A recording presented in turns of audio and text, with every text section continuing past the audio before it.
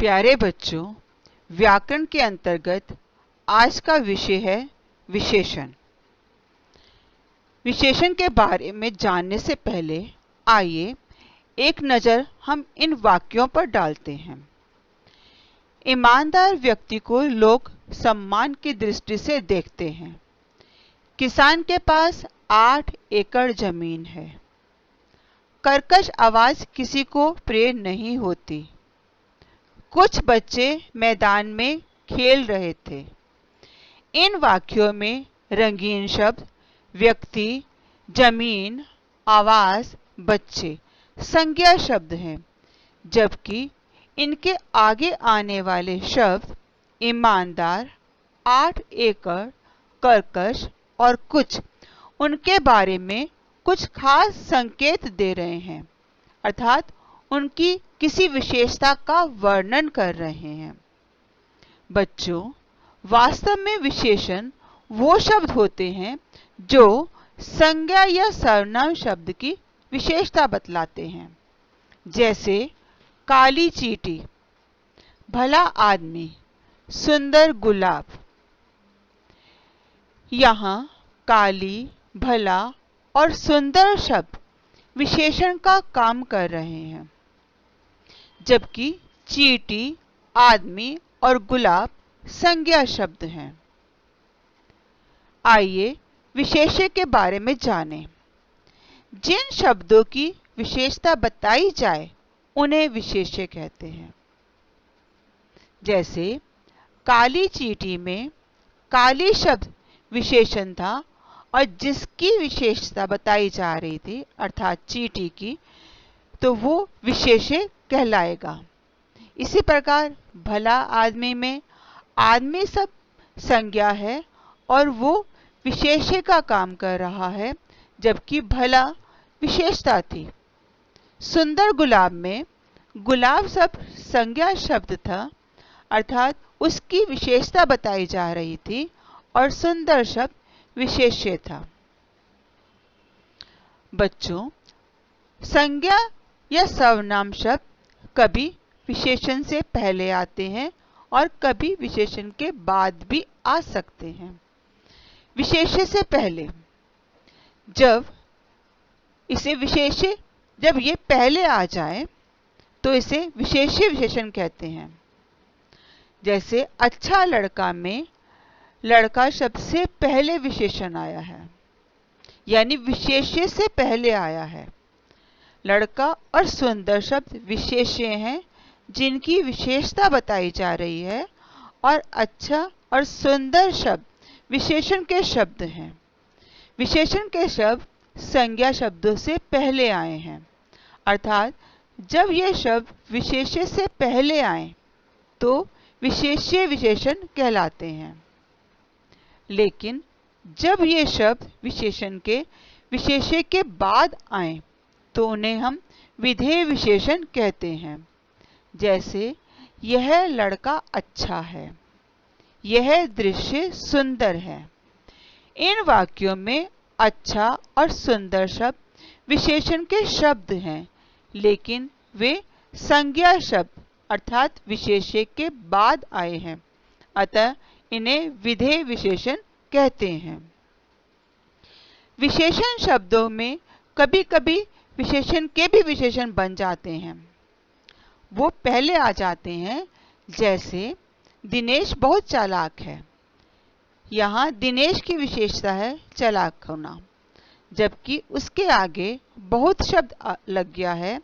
यहाँ बहुत शब्द विशेषण की भी विशेषता बतला रहा है, अतः यह प्रविशेषण कहलाएगा। अन्य वाक्य देखिए, वह बिल्कुल अनाड़ी है। उसकी विशेषता है अनाड़ी होना, और अनाड़ी की भी विशेषता बताई गई है बिल्कुल। बिल्कुल शब्द यहाँ प्रविशेषण है। रवि अधिक उदार है।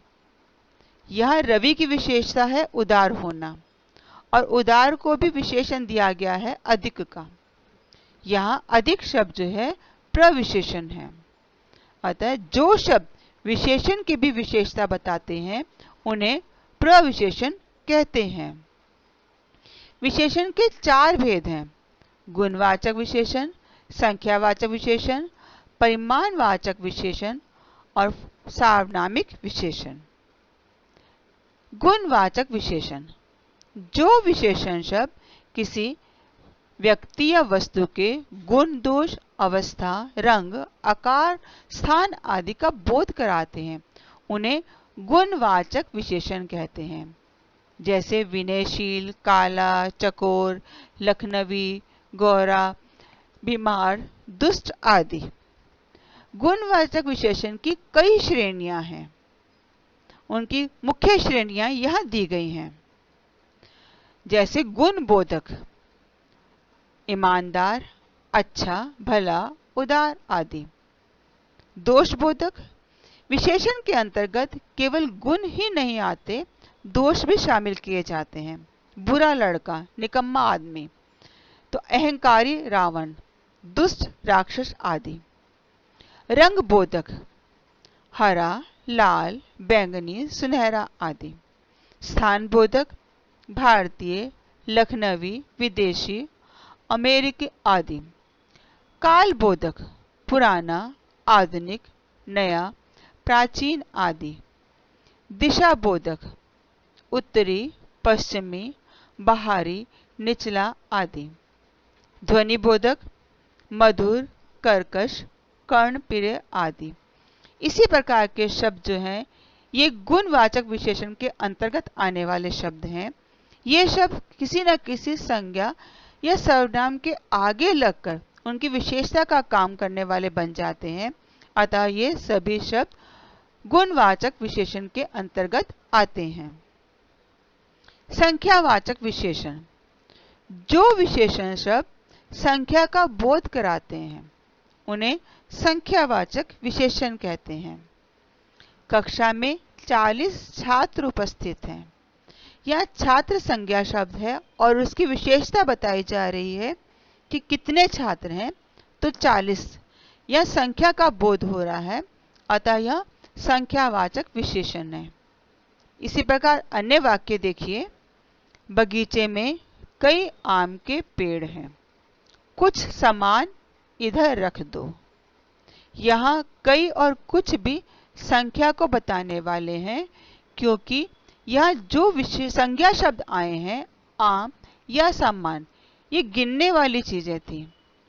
अतः गिनने वाली चीजों के लिए जो विशेषण शब्द प्रयोग किए गए हैं वो संख्यावाचक विशेषण के अंतर्गत आते हैं।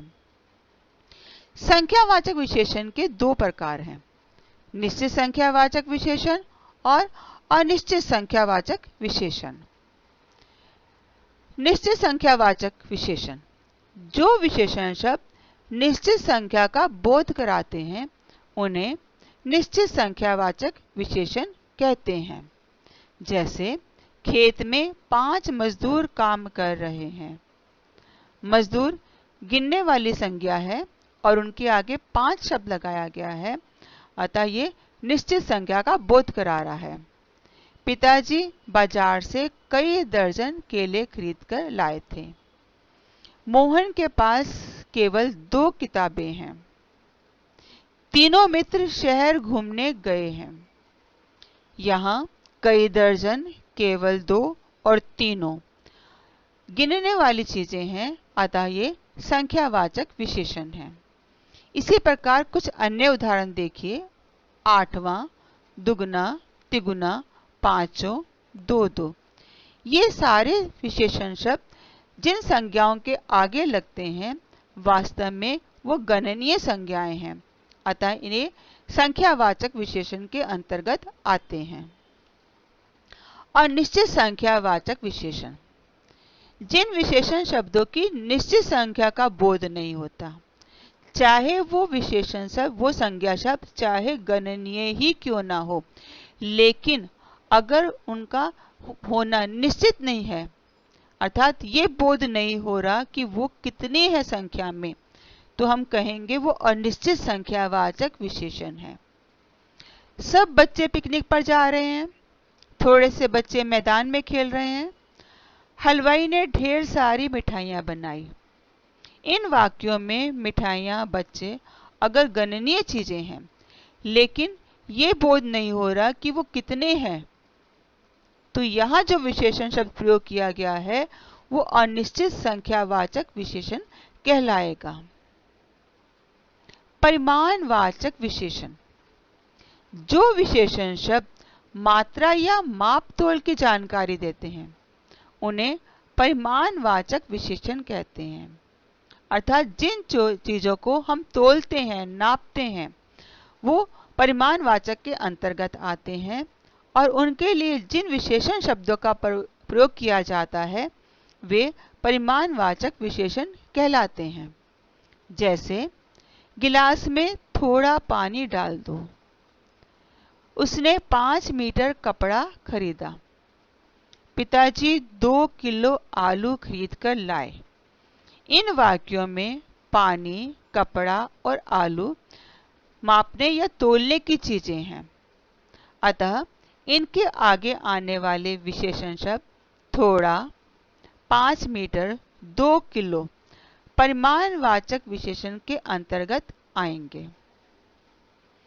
परिमाणवाचक विशेषण के दो भेद हैं, निश्चित परिमाणवाचक विशेषण और अनिश्चित परिमाणवाचक विशेषण। निश्चित परिमाणवाचक विशेषण, इसमें मात्रा या नाप तोल की निश्चित जानकारी मिलती है। जैसे मुझे 1 लीटर शरबत की बोतल चाहिए, मेरी कमीज 2 मीटर कपड़े से बनती है। इन वाक्यों में शरबत और कपड़े नापने या तोलने की चीजें हैं, लेकिन इनके आगे आने वाले शब्द जो हैं 1 लीटर या 2 मीटर निश्चित का बोध करा रहे हैं, अतः ये निश्चित परिमाणवाचक विशेषण के अंतर्गत आते हैं। और निश्चित परिमाणवाचक विशेषण, इसमें मात्रा या माप तोल की निश्चित जानकारी नहीं मिलती। जैसे दूध में जरा सी चीनी डाल दो, कितनी डालनी है इसका बोध नहीं है, अंदाजा है, निश्चित नहीं है बात। हालांकि चीनी नापने या तोलने की चीज है, लेकिन निश्चित ना होने के कारण जरा सी शब्द जो है अनिश्चित परिमाणवाचक विशेषण का बोध कराता है। दादी के लिए थोड़ा सूप बना दो, सूप तोलने की चीज है, लेकिन उसके आगे थोड़ा शब्द है जो अनिश्चितता का बोध कराने वाला है, अतः यह थोड़ा शब्द अनिश्चित परिमाणवाचक विशेषण को बताने वाला है। सार्वनामिक विशेषण, जो सर्वनाम शब्द विशेषण के रूप में प्रयुक्त होते हैं उन्हें सार्वनामिक विशेषण कहते हैं। सार्वनामिक विशेषण को संकेतवाचक विशेषण भी कहते हैं, क्योंकि ये उन संज्ञा शब्दों की तरफ संकेत करने वाले होते हैं। जैसे वह छात्र बहुत होशियार है, यहाँ वह शब्द सर्वनाम है और संकेत का बोध कराने वाला है। छात्र शब्द संज्ञा था, उसके आगे वह शब्द लगा है। वह शब्द यहाँ सर्वनाम का होने के बावजूद विशेषण का काम कर रहा है, अतः सार्वनामिक विशेषण कहलाएगा। कुछ लड़के फुटबॉल खेल रहे हैं, वह घोड़ा बहुत तेज दौड़ता है। इन वाक्यों में कुछ और वह शब्द सार्वनामिक विशेषण के अंतर्गत आएंगे। परिमाणवाचक और संख्यावाचक विशेषण में अंतर। बच्चों, परिमाणवाचक और संख्यावाचक विशेषण में बहुत बार अंतर करना कठिन हो जाता है। हमें इस बात पर ध्यान देना है कि जो विशेषण शब्द लगकर आ रहा है वो किस तरह की संज्ञा पर है।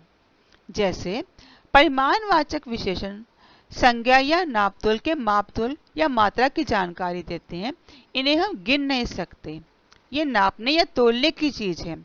जबकि दूसरी ओर संख्यावाचक विशेषण शब्द संज्ञा या सर्वनाम की संख्या को बताते हैं, उन्हें हम गिन सकते हैं। उदाहरण के रूप में देखेंगे, परिमाणवाचक विशेषण के अंतर्गत दुकान से थोड़ी चीनी ले आओ, बर्तन में कुछ आटा बचा है। यह चीनी और आटा नापने या तोलने की चीज थी। इनके आगे आने वाले विशेषण शब्द थोड़ी और कुछ परिमाणवाचक विशेषण के उदाहरण हैं। जबकि संख्यावाचक विशेषण के अंतर्गत आप देखेंगे, मुझे थोड़े आम चाहिए, कुछ लोग उस तरफ गए हैं। इन वाक्यों में आम और लोग शब्द गणनीय चीजें हैं, अर्थात ये ऐसी संज्ञाएं हैं जिन्हें हम गिन सकते हैं। इनके आगे आने वाले विशेषण थोड़े और कुछ संख्यावाचक विशेषण के अंतर्गत आएंगे। सर्वनाम और सार्वनामिक विशेषण में अंतर।